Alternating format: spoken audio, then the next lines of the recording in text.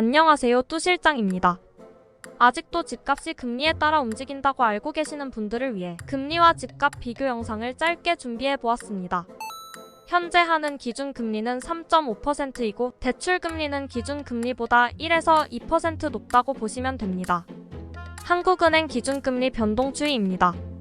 경제 상황, 가계대출 등에 따라 5%에서 제로금리 0%까지 변해왔습니다. 아파트 매매 가격 지수입니다. 파란색은 서울, 빨간색은 지방을 대표하는 6개 광역시입니다.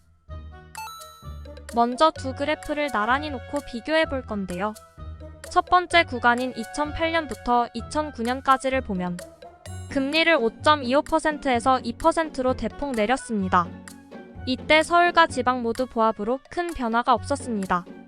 벌써부터 느낌이 쎄하지 않나요? 두 번째 구간인 2009년부터 2011년까지를 보면 금리를 2%에서 3.25%까지 약간 올렸습니다. 이때 서울은 집값이 내렸고 지방은 급상승하였습니다.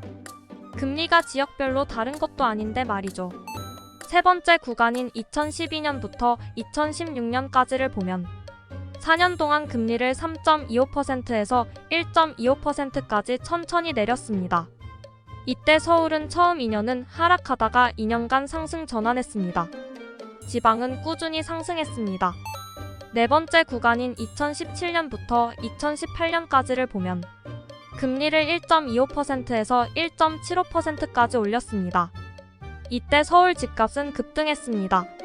지방은 상승을 멈추고 큰 변화가 없었습니다.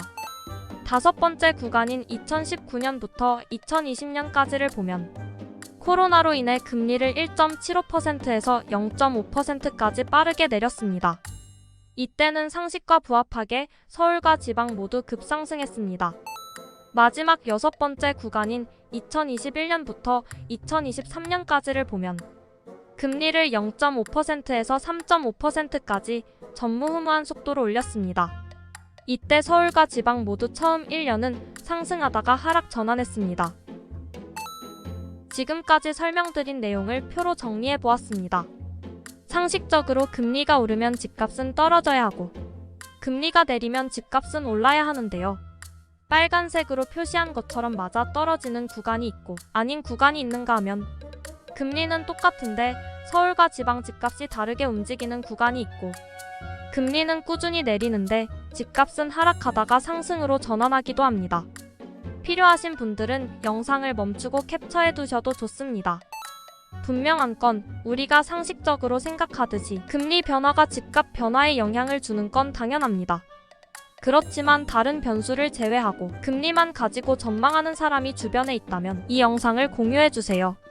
오늘 설명드린 6개 구간의 금리와 집값에 대한 디테일한 분석이 궁금하신 분들은 우측 상단 영상 참고해주시고요. 지금까지 뚜 실장이었습니다. 오늘도 행복한 하루 되세요.